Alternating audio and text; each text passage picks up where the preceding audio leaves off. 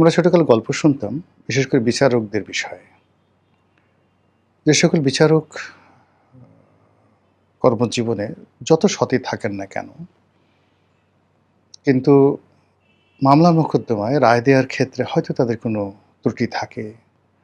বিশেষ করে মৃত্যুদণ্ড দেওয়ার ক্ষেত্রে তাদের যে মানবিক দুর্বলতাগুলো থাকে, সেই দুর্বলতার কারণে অথবা কোর্টে যে উপস্থাপিত তথ্য এবং উপাত্ত, সেগুলোর ভিত্তিতে অনেক সময় প্রচলিত বিধিবিধানের বাইরে গিয়ে অনেক বিচারককে রায় দিতে হয়।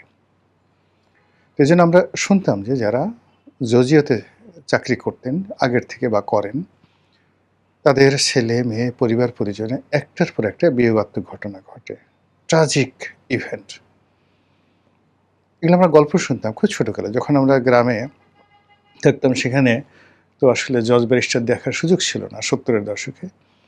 জজ দেখার জন্য আমরা আ কখনো, কখনো আমরা জেলা শহরে যেতাম এবং জজদের বাড়ি দেখতাম। এরপর এরশাদ জমানাতে যখন উপজেলাতে ম্যাজিস্ট্রেট কোর্ট হলো, তারপর অনেকগুলো উপজেলাতে সিভিল কোর্ট হলো। তখন আমরা গ্রাম থেকে সেই উপজেলা শহরে যেতাম। ম্যাজিস্ট্রেট কোর্টে ওরকম শুধু জামিন হতো, শুনানি হতো, ম্যাজিস্ট্রেট সাহেব আসতেন, তো জামিন দিতেন। ফৌজদারি মামলাগুলো শুনতেন। ওটা আমাদের কাছে আসলে বেশি একটা আনন্দদায়ক মনে হতো না। কিন্তু যেখানে সহকারী জজ সিভিল ম্যাটারগুলো ছিল, সেই উপজেলা শহরগুলোতেও সিভিল ম্যাটারগুলো নিয়ে পক্ষ এবং বিপক্ষের যারা উকিল তারা ইংরেজিতে বিতর্ক করতেন। তাদের সাবমিশন ইংরেজিতে ছিল। তারপর আ সেই যে সাবমিশনের পরে একটাও বাংলা শব্দ ব্যবহার করতেন না উপজেলা পর্যায়ে। তা আমরা দাঁড়িয়ে, দাঁড়িয়ে শুনতাম। খুব ভালো লাগতো। ভীষণ রকম ভালো লাগতো। তো পরবর্তীতে যখন পরিণত বয়সে বহু বিচারক, বহু বিচারপতি মানে অ্যাপিলেট ডিভিশনের বিচারপতি, প্রধান বিচারপতি, তারপর আ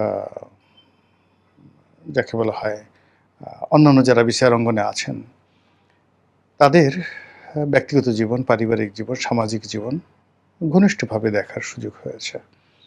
এবং সেখানে যে সকল বিষয় দেখেছি এবং এখনো যা দেখছি, সব কথা এখানে বলাটা ঠিক হবে না। যে জিনিসটি বলব সেটা হলো রাজনীতিতে। রাজনীতিতে যখন সিংহাসনের অধিকর্তা যেকোনো কারণে মন্দ কাজ করেন, তারা প্রথমত নির্বংশ হয়ে যান।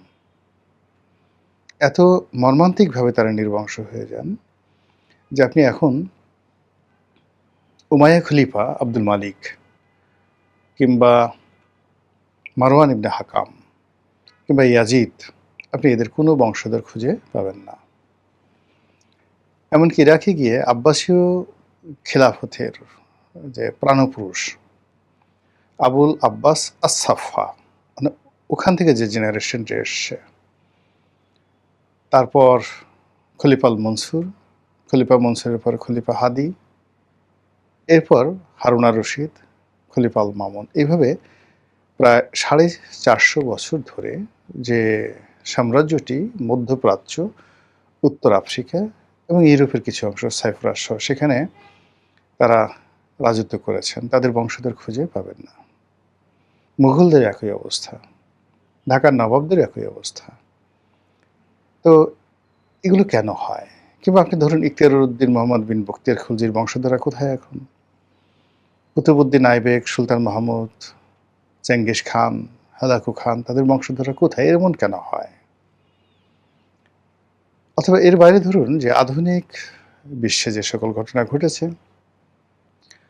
বিশেষ করে ফ্রান্সের বিপ্লবের পর লুই ফ্যামিলি, রোমানিয়ার নিকোলাই চাউসেস্কু, তারপর ফিলিপিন্সের মার্কোস পরিবার, মানে এই পরিবারগুলো কেন নির্বংশ হয়ে যাচ্ছে বা নির্বংশ হয়ে গেল? বাংলাদেশে আমি কারো নাম বললাম না। কারো নাম বলবও না, কিন্তু আপনারা বুঝতে পারবেন। এখানে মূল ব্যাপার হলো যে যিনি শাসক হন, সেটা জমিদার হন কিংবা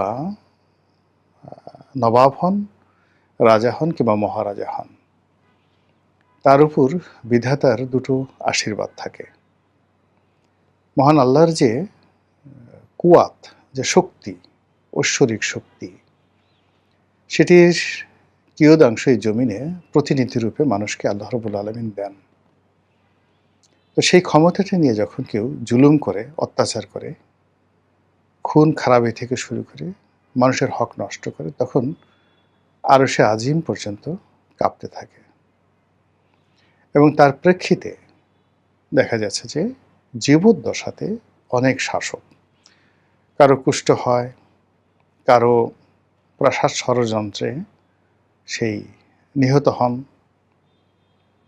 এরপরে পরাজিত হন কেউ কেউ প্রতিপক্ষের হাতে, এবং পুরো বংশকে জ্বালিয়ে পুড়িয়ে ছারখার করে দেওয়া হয়, মারা হয়, শিরশ্ছেদ করা হয়, তারপরে লাশ আগুনে পুড়িয়ে দেওয়া হয়, জ্বলন্ত চিতায় ফেলে দেওয়া হয়। হাজার বছর ধরে এরকম ঘটনাগুলো ঘটছে রাজনীতিতে। এবং অবাক করার ব্যাপার হলো যে এটা মানে ধরুন মিস্টার এক্স, এখন মিস্টার এক্স খুব অপকর্ম করেছে, 10-12টা পোলাপান ঠুলাপান নিয়ে তার নিজের ছেলে মেয়ে বউ সৌ সব মিলিয়ে অপকর্ম করেছে। এখন সবাই মারা গেছেন, মানে তাদেরকে মেরে ফেলা হয়েছে বা তারা লাঞ্ছিত অপমানিত হয়ে শেষ হয়ে গেছেন। এখন ধরুন সেই মিস্টার এক্সের একজন বংশধর আছে, ওয়াই। এখন সেই ওয়াইয়ের উপরেও দেখা যাচ্ছে যে সেই আযাবের ফেরেশতা, গজবের ফেরেশতা, মৃত্যুর ফেরেশতা, এগুলো সব রেকি করতে থাকে। এবং ওই লোকটিকে দুনিয়া থেকে বিতাড়ন না করা পর্যন্ত কখনো এই প্রকৃতির কর্ম থেমে থাকে না। এবং যখন আপনাকে নিয়তি ডাক দেয়,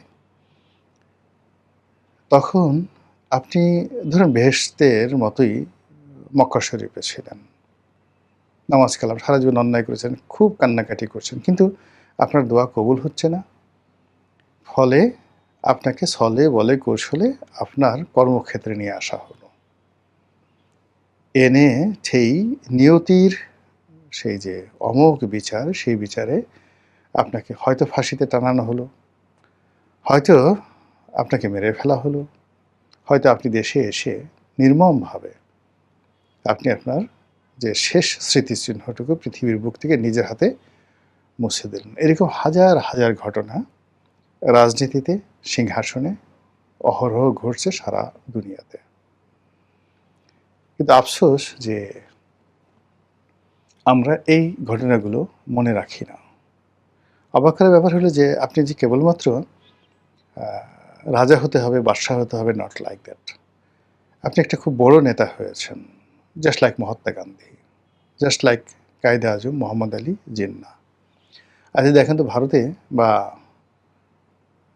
পাকিস্তানে জিন্নাহর কোনো বংশধর আছে নাকি? তার ছেলে মেয়ে থেকে কেউ আছে কিনা দেখেন তো। নির্বংশ হয়ে গেছে, বংশধারা নেই।